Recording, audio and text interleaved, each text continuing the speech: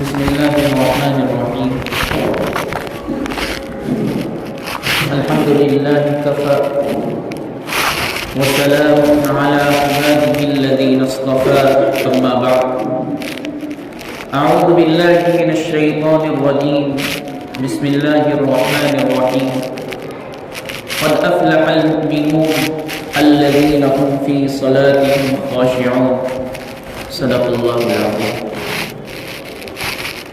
قابل احترام بزرگوں اور عزیز دینی بھائی، اسلام کا ایک اہم رکن ہے نماز،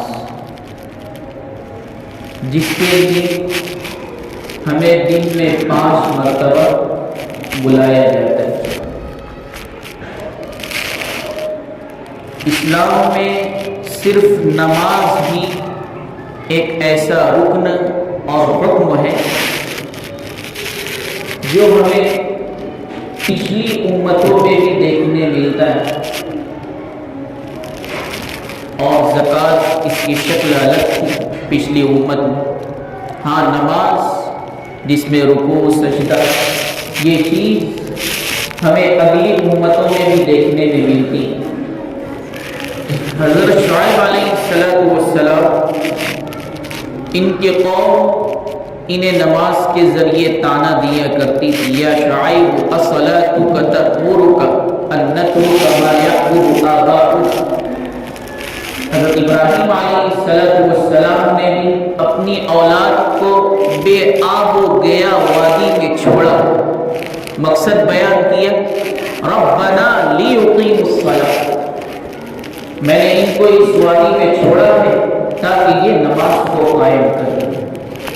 حضرت عیسیٰ علیہ السلام ابھی گہوارے میں ہیں، جھولے میں، اور کہہ رہے ہیں اوصانی بالصلاۃ والزکاۃ ما دمت حیا، میرے پروردگار نے مجھے نماز کا حکم دیا جب تک کہ میں زندہ رہوں۔ بنی اسرائیل سے عہد لیا گیا، اقیموا الصلاۃ وآتوا الزکاۃ، نماز کو قائم کرنا، زکوٰۃ ادا کرنا۔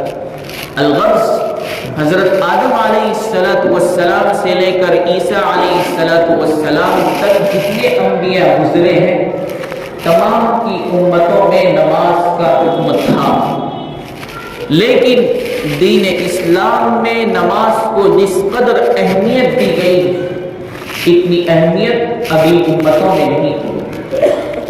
آپ نماز کے متعلق حضور صلی اللہ علیہ وسلم کے فرامین اٹھا کر دیکھیے کہ حضور علیہ السلام نے کیسے کیسے ارشادات اور کیسے کیسے فضائل نماز کے سلسلے میں فرمائی۔ ایک موقع پر حضور صلی اللہ علیہ وسلم نے ارشاد فرمایا، لا ایمان لمن لا صلاۃ له، کہ وہ شخص کا ایمان معتبر نہیں، وہ شخص کامل مومن نہیں ہو سکتا جو نماز کا اہتمام نہ کرے۔ ایک اور موقع پر ارشاد فرمایا، انما موضع الصلاۃ من الدین کموضع الرأس من الجسد، کہ نماز کا مقام دین اسلام میں اسی طرح ہے جیسا کہ سر کا مقام انسان کے جسم کے اندر۔ ہم نے دیکھا ہے کہ انسان ہاتھوں کے بغیر رہ سکتا ہے، انسان پاؤں کے بغیر رہ سکتا ہے، انسان کو سنائی نہ دے وہ رہ سکتا ہے، بغیر آنکھ کے انسان رہ سکتا ہے، لیکن اگر کسی شخص کا سر نہ ہو، جس شخص کا گردن سے اتنا عضو نہ ہو، کیا وہ زندہ رہ سکتا ہے؟ ہرگز نہیں رہ سکتا۔ ہم نے آج تک ایسا انسان نہیں دیکھا۔ تو نماز کا مقام دین اسلام میں سر کی طرح ہے کہ جس طرح سر کے بغیر جسم کا وجود نہیں، اسی طرح نماز کے بغیر ہمارا ایمان کامل نہیں ہو سکتا۔ اور حضور صلی اللہ علیہ وسلم نے فرمایا کہ نماز کے فضائل کیا کہنے، کہ صحابہ کرام کو حسی مثال کے ذریعے سمجھایا، پوچھا، اے میرے صحابہ، آپ اس شخص کے متعلق کیا کہتے ہیں کہ جس کے گھر کے سامنے تالاب، صاف شفاف پانی، وہ اس پانی کے اندر دن میں 5 مرتبہ نہاتا، تو کیا اس کے جسم پر میل کچیل باقی رہے گی؟ ہم تو ہفتے میں 2 سے 3 مرتبہ نہاتے اور یہ دعویٰ ہے کہ میرے جسم پر کسی قسم کی گندگی نظر نہیں آئے. تو جو شخص صاف شفاف پانی کے اندر دن میں 5 مرتبہ نہائے تو کیا اس کے جسم پر میل کچیل باقی رہے؟ نہیں، ہرگز نہیں. یہی حال نماز کا ہے کہ جو شخص دن میں 5 مرتبہ پابندی کے ساتھ نماز پڑھتا ہے تو اللہ تبارک و تعالیٰ اس کے گناہوں کو اس طرح مٹا دیتے اور اسے اس طرح صاف شفاف کر دیتے جیسا کہ وہ شخص جو تالاب میں 5 مرتبہ نہاتا ہے. یہ ہے نماز. لیکن بڑے افسوس کے ساتھ کہا جاتا ہے کہ مسلمانوں کا عظیم طبقہ، بڑا طبقہ اس اہم فریضے سے غافل ہے. ہم نماز کی حقیقت کو جانتے ہی نہیں ہے کہ نماز کی حقیقت کیا ہے.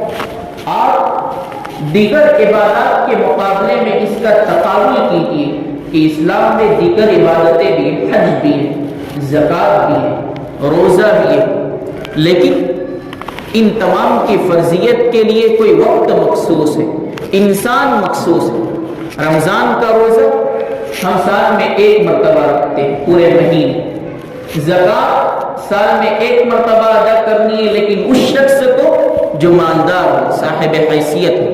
حج ادا کرنا ہے اس شخص کو جس کے پاس ڈھیر سارا مال ہو، ضرورت سے زائد ہو اور کسی قسم کا قرض نہ ہو، تب جا کر حج فرض ہوتا ہے. لیکن نماز ہر شخص پر فرض. حتیٰ کہ ہم اگر کھڑے ہو کر نماز نہیں پڑھ سکتے، حکم دیا گیا بیٹھ کر نماز. بیٹھ کر نماز نہیں پڑھ سکتے، حکم دیا گیا لیٹ کر نماز پڑھو اشارے کے ذریعے.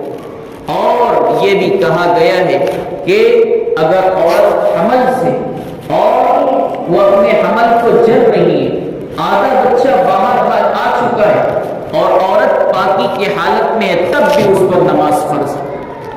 یہ ہے نماز کا مقام. اور نماز ہمیں کہاں سے ملی؟ روزہ ہمیں زمین پر ملا.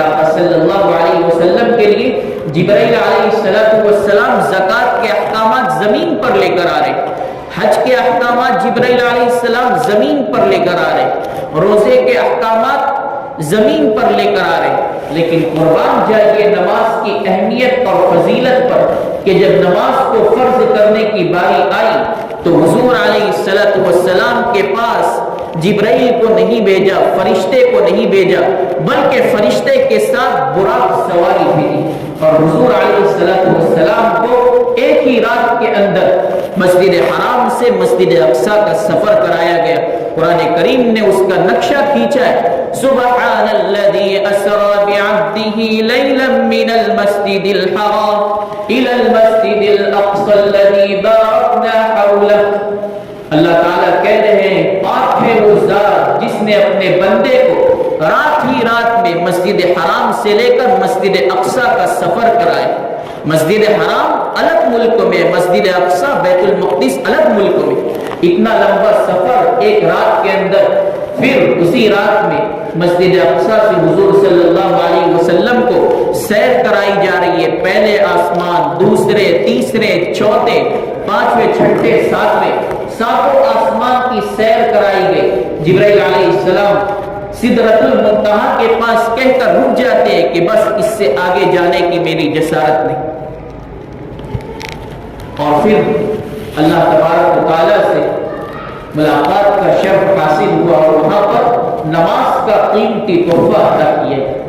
دیکھیے نماز کیسی چیز ہے کہ جس کے لیے حضور صلی اللہ علیہ وسلم کو عرش پر بلایا گیا اور نماز کا قیمتی تحفہ دیا گیا.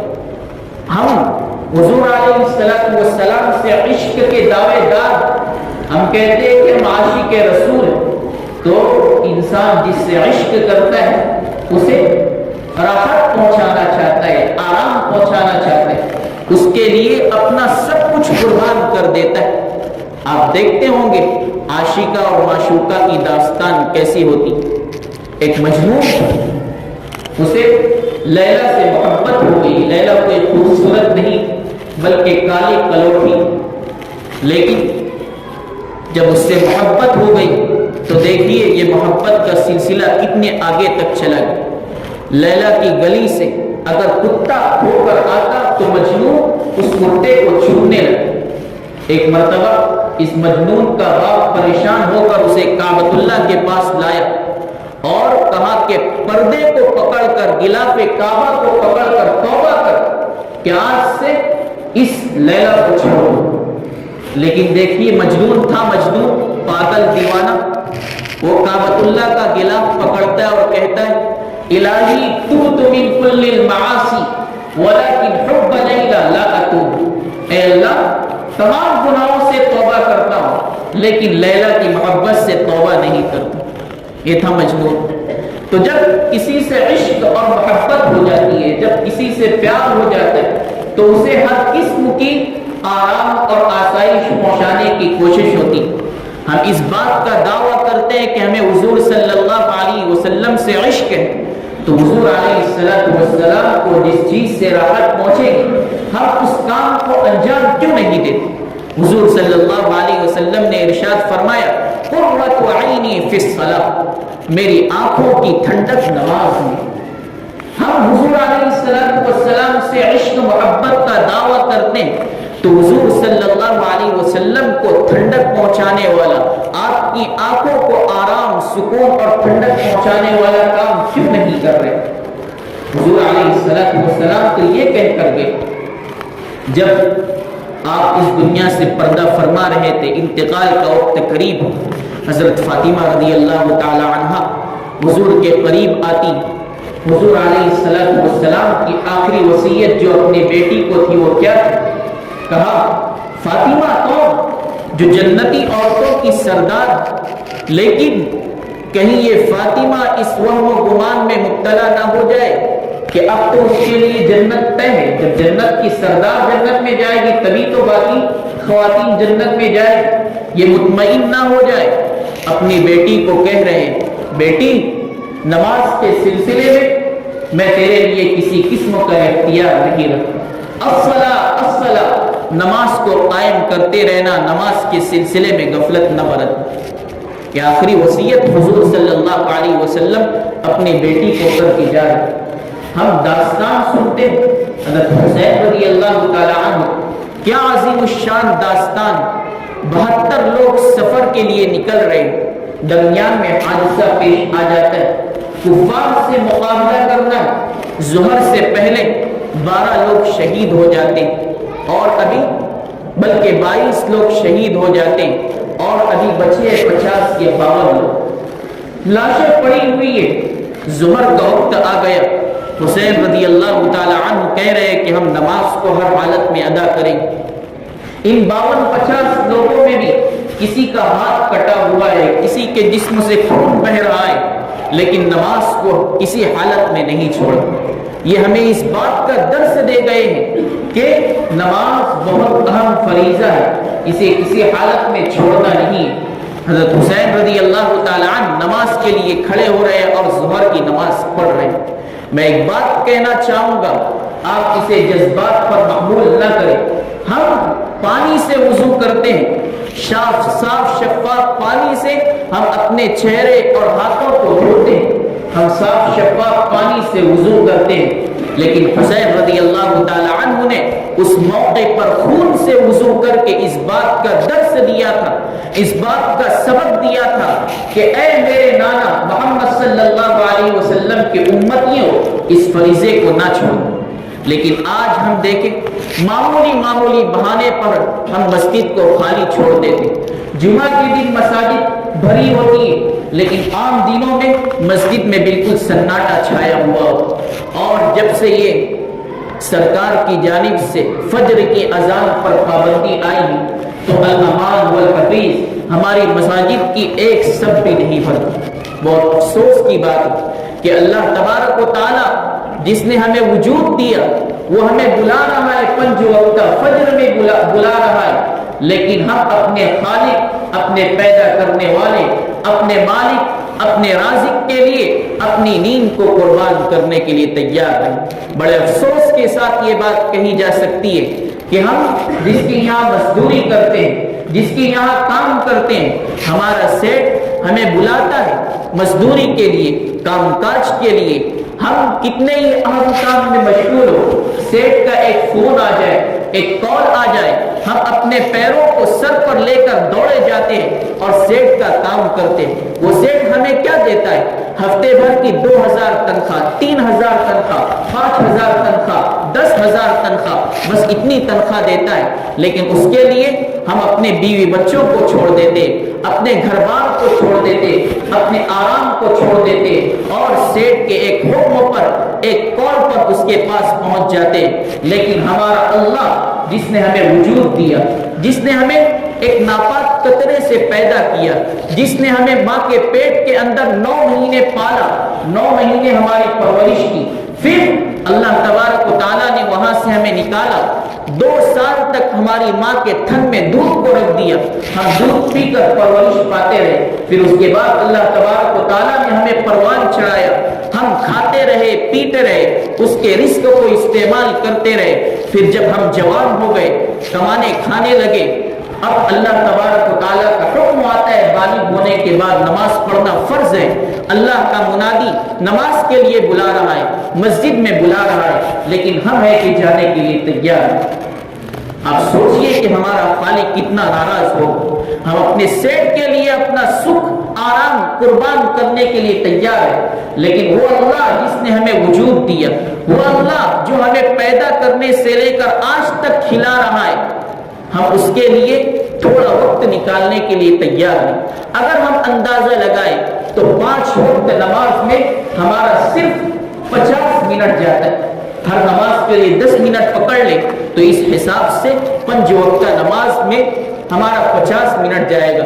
کیا ہم اپنے خالق کے لیے، اپنے پیدا کرنے والے کے لیے، جس نے ہمیں رزق دیا، جو ہمیں کھلا رہا ہے، اس کے لیے 50 منٹ نہیں دے سکتے؟ ضرور بھی ضرور دے سکتے۔ اس لیے ضرورت ہی اس بات کی کہ ہم نماز کے سلسلے میں غفلت نہ برتیں، اس لیے کہ نماز کسی حالت میں معاف نہیں ہے۔ ہم کھڑے ہو کر نماز نہیں پڑھ سکتے، معذور ہے، بیٹھ کر پڑھیں، بیٹھ کر نماز نہیں پڑھ سکتے، گھروں میں پڑھ لیں، لیٹ کر نماز پڑھیں، لیکن نماز معاف نہیں۔ اللہ تبارک و تعالی ہم سب کو عمل کی توفیق و سعادت مرحمت فرمائے اور اس اہم فریضے